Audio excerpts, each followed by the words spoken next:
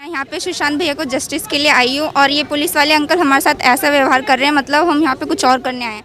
शांत सुशांत में आज हम उस प्रभावशाली व्यक्तित्व को याद करेंगे जो विश्वास और नवीन ऊर्जा से भरा हुआ, अपेक्षाओं को ख्वाबों से जोड़ता हुआ एक नौजवान युवा, एक मझा हुआ कलाकार जो अपने व्यक्तिगत कारणों से आज हमारे बीच नहीं है। नमस्कार दोस्तों, मैं दीक्षा दीक्षित और आप देख रहे हैं इंडिया व्यूज़। और अब जानते हैं यहाँ एक अनसुलझी अपडेट। सुशांत शांत था क्योंकि कुछ न कुछ अशांत था। आज सुशांत को हमारे बीच से गए हुए 365 दिन से ज़्यादा हो गए हैं। जो कलाकार अभिनय के माध्यम से हमें मनोरंजन देते हैं, हमारे खराब मूड को परिवर्तित करते हैं, जिनको देखकर हम में और समाज में एक नवीन परिवर्तन आता है, या हमारा उत्तरदायित्व तो बनता है कि हम उनके साथ किसी न किसी रूप से भावनात्मक तौर पर जुड़ने का प्रयास करें और जुड़े रहें, उनके लिए न्याय की अपील करें, क्योंकि वह एक अभिनेता होने के साथ साथ हमारे देश का हिस्सा हैं, हमारे देश का गर्व हैं और हमारे देश की पहचान है।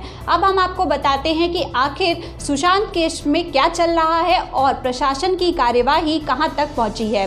एक तरफ जहां इंडिया की सबसे बड़ी जांच एजेंसी इस केस में मुख्य भूमिका निभा रही है, वहां दूसरी ओर भारत की अन्य एजेंसियां भी अपने अपने तरीकों से इस केस पर अपनी पकड़ बनाई हुई हैं। इंडिया में अगर कोई भी केस सीबीआई के हाथों में जाता है तो उनके पास 90 दिन का समय होता है इस केस पर अपनी रिपोर्ट दाखिल करने के लिए।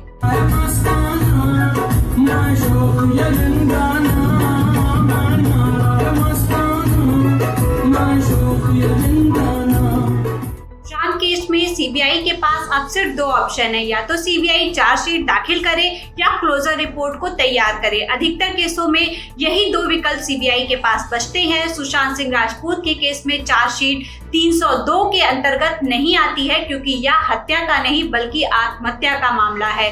एम्स ने अपनी फाइनल रिपोर्ट में, जो कि वहां के ही डिपार्टमेंट के किसी सदस्य द्वारा लीक कर दी गई थी, उसमें यह लिखित तौर पर बताया गया था कि यह हत्या का नहीं बल्कि आत्महत्या का मामला है।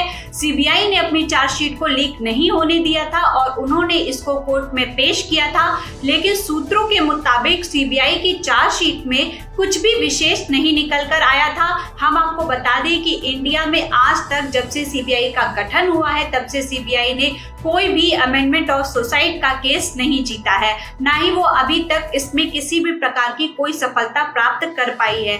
आज तक सीबीआई को इस प्रकार का कोई भी असाइनमेंट नहीं मिला है, ना ही कोई उपलब्धता हासिल हुई है। हिंदुस्तान के किसी भी केस में वो इस मामले में हमेशा असफल रही है। अगर सीबीआई इस केस में चार्जशीट दाखिल करती है और इसको खुदकुशी के लिए भड़काने का मामला सिद्ध करती है, तो उनके पास सुसाइड के लिए भड़काने जैसा आरोप लगाने के लिए सिर्फ एक ही विकल्प बचता है और वह विकल्प है रिया एंड फैमिली।